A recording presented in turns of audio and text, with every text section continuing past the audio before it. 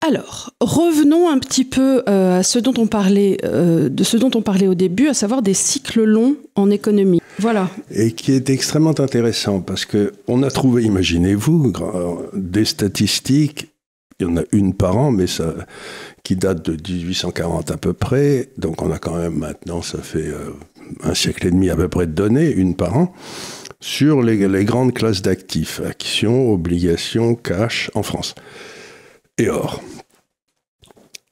Et donc, on s'est posé la question, comment chacun de ces actifs a réagi aux grands événements politiques, sociaux, etc. des 150 dernières années.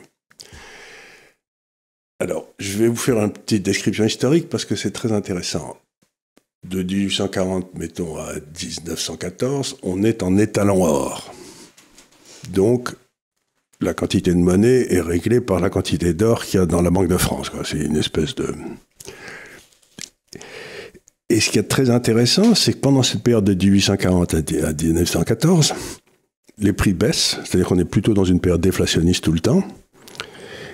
L'activité économique est assez forte, mais avec des variations brutales, c'est-à-dire qu'il y a des récessions tout le temps. Il n'y a pas d'inflation, mais il y a des récessions souvent. Et dans le fond, on peut dire que tout ce qui a un rendement positif monte. Donc, pendant toute cette période qui dure donc de 1840 à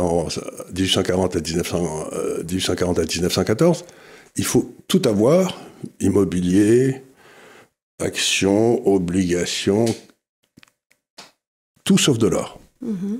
Parce que l'or, il vaut toujours un. Tu vois ce que je veux dire? Donc, il faut tout avoir sauf de l'or. En plus, il ne donne pas de dividendes. En plus, il ne donne pas de dividendes, donc c'est vraiment le truc. Arrive la période 1914-1945, qui est la période des guerres, et pendant cette période-là, si on regarde la performance de chacun de ces actifs, il ne faut rien avoir sauf de l'or. Mm-hmm. Donc, tu imagines, toi, tu es un bon père de famille en 1914, tu laisses un héritage à tes enfants, et tu dis, ben, vous allez me mettre ça en obligation de l'État français parce que c'était très bien, je ne prends aucun risque. Moyennant quoi, dans les 30 ans qui perdent, tu perds 98% de ta valeur.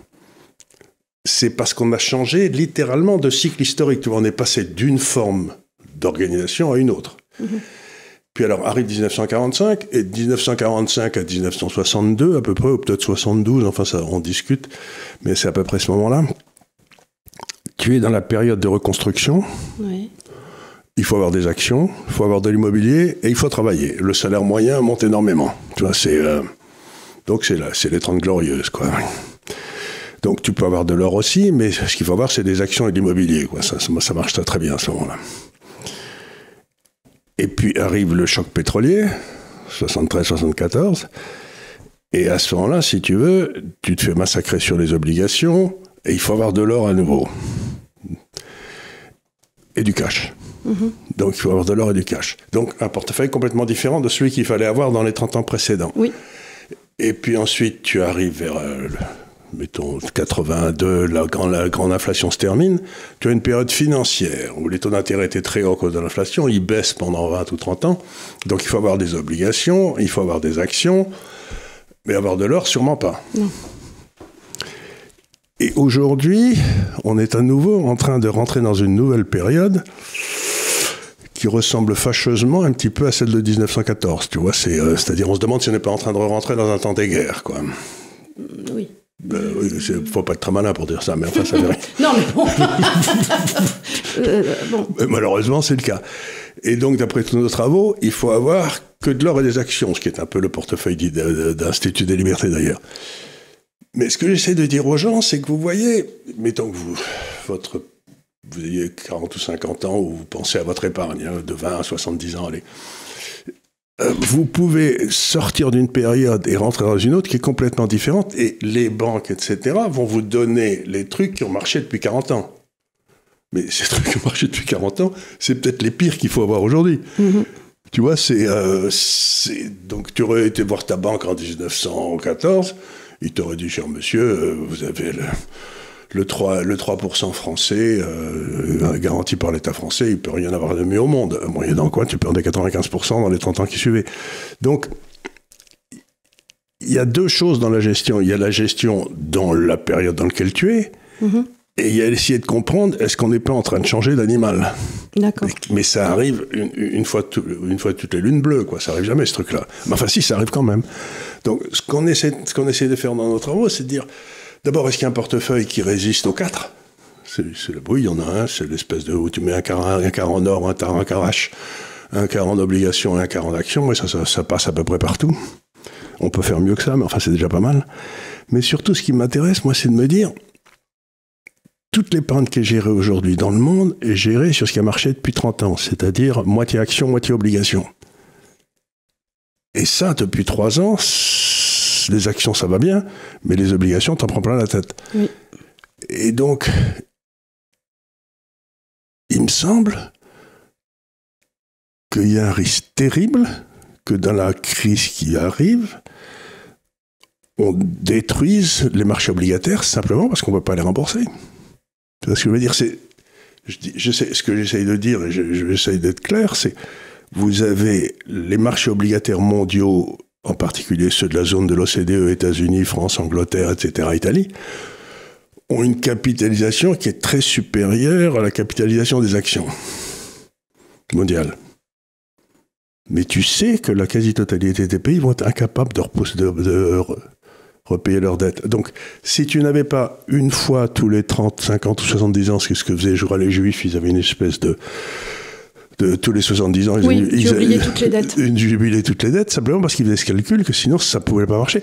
Si je prends la dette espagnole sous Philippe II en 1540 ou je ne sais pas quoi, et que je dis, bon, la dette était de temps, et je mets 3% d'intérêt et je capitalise, eh bien, aujourd'hui, cette dette espagnole vaudrait l'univers, quoi. Oui, oui. Parce que c'est pas possible. Donc, presque mathématiquement, il faut que la dette soit détruite une fois tous les 70 ans ou quelque chose comme ça. Sinon, ça marche plus.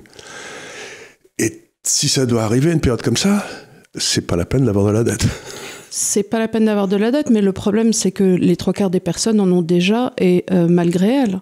Et malgré elles, et par exemple, si vous êtes dans un fonds de pension public, les réglementations vous disent d'être à 50% dans la dette, ou 60%. Si vous allez à votre banque, ils vont vous mettre 60% en obligations françaises et 40% en actions. Encore une fois, quand tu étais au conseil de score... ils n'avaient pas le droit d'acheter autre chose que de la dette. Et s'ils achetaient autre chose, ils devaient provisionner 2,5 fois. Ils devaient mettre 3 ou 4 fois en capital, ce qu'on mettait... comme une sorte de garantie à première demande, devant. 3%, 5%, 7%, voici les derniers chiffres annuels de l'inflation. Ce chiffre ne vous parle peut-être pas, mais il signifie que chaque année, votre patrimoine perd d'autant de valeur. Sur ces 5 dernières années, d'ailleurs, même le livret A, à 3%, ne permettait pas de gagner sur l'inflation. Pour apprendre vous-même à faire mieux que ça, même beaucoup mieux que ça, rejoignez-nous sur l'Université de l'Épargne. La réglementation est faite une fois de plus pour vous forcer à acheter ce que vous n'achèteriez pas sans ça. Donc vous, qui gérez votre propre épargne, vous n'avez aucune raison de suivre ces réglementations idiotes. En fait, ça n'a pas tellement changé depuis les emprunts russes. Hein. Les emprunts russes, tout le monde s'était précipité. Oui, mais et on s'est tous bien fait avoir. Les gens parlent des emprunts russes, mais si tu regardes, tu as perdu 100%. Mais sur une obligation anglaise, entre 1914 et 1970, tu as perdu 99%. Oui. Donc, il y en avait beaucoup plus. Donc, tout le monde gueule contre les emprunts russes parce que c'était une faillite officielle. Mais là, c'était une faillite. C'était une lente déliquescence vers le rien. Vers le nihilisme. Tu allais asymptotiquement à zéro, tu sais. Mais personne ne parle de ça, ou de les emprunts français de 1936 ou 37 pour leur réarmement et lutter contre l'Allemagne, etc. Il y en avait plein. Ils sont tombés à zéro, quoi.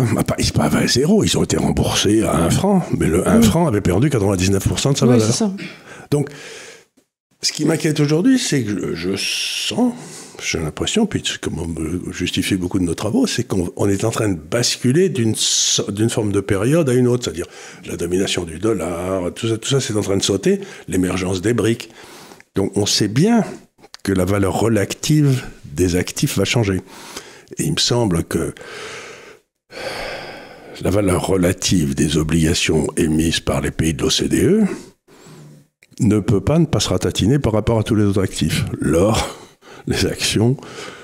Donc, pourquoi en avoir ?